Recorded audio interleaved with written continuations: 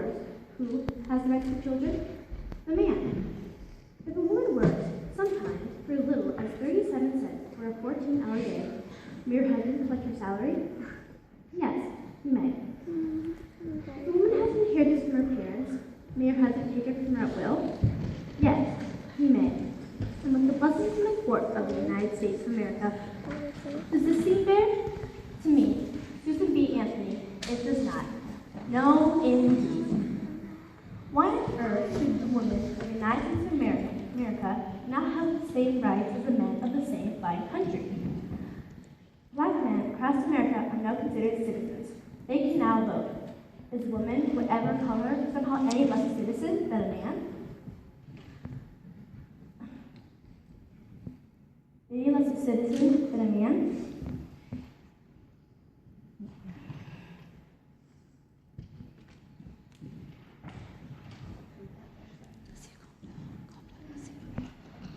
The 14th Amendment to the Constitution of the United States of America states that any person born and naturalized in the United States is a citizen. The citizen has a right to vote. Did you hear me mention the gender of that person? Did you even hear me mention the word man? No, indeed. That is why I marched into the barbershop in the 8th precinct in Rochester, New York, where men are registering votes. I announced I was registering a vote. You don't want to vote, Miss Anthony, said one of the women doing everything. Said one of the men doing everything except pat me on the head. This is a man's business. Go ahead and put your thoughts on more suitable subjects. I read the 14th Amendment to him and asked him to show me where it excused women from the responsibility to vote. He could not. He could scarcely close his mouth. I feared a fly would fly in, like the climate there, and set up housekeeping in the barber's open mouth. I registered to vote that day. What followed was interesting, exciting, and ridiculous. When all of Rochester heard this event, and some newspapers all across the country were telling the story of the hard-headed women who invaded the barber shop and demanded a ballot. The real trouble began when I actually cast my ballot for the representative of the Congress of the United States during the general election on November 5th, 1872. Fairly soon after, I was apprehended and placed under arrest. I was charged for illegal voting.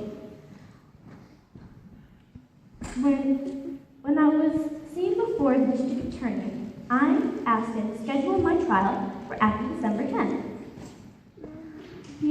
I had speaking dates up until that date, and I didn't mean to break my word.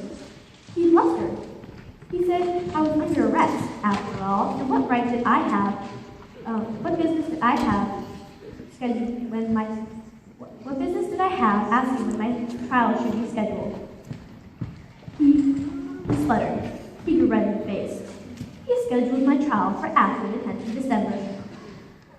When at all my speaking engagements, I asked audiences, is it a crime for a citizen of the United States to vote?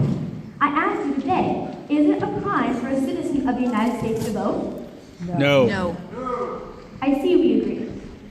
When I was finally tried for this heinous crime of illegal voting, my attorney argued that my only crime was my sex.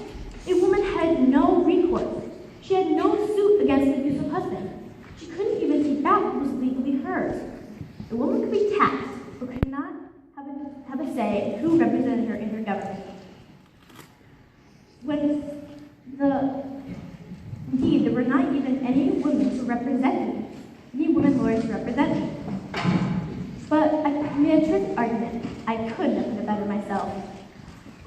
But the Honorable Judge Hunt ruled against me and ordered the jury to bring in a verdict of guilty. I was charged to pay $500, which I refused to pay. I said I would not pay a penny of an unjust penalty. I walked out of the courthouse. I think Judge Hunt wished he made a different decision that day. I have opened letter after letter after letter from men and women alike, wishing me well, sending me money, and admonishing the judge. All the newspapers across the nation have started to take my side. Some even called for the judge's impeachment. One newspaper says, it's not only judge that has, it's not only Susan Anthony, the judge, has insulted, but all American womanhood. Truly, he did insult all American womanhood and manhood as well. If we continue to choose groups to limit this way, to limit the way they may contribute, doesn't that insult us all, men and women alike? Does this seem fair? I think we're on our way now.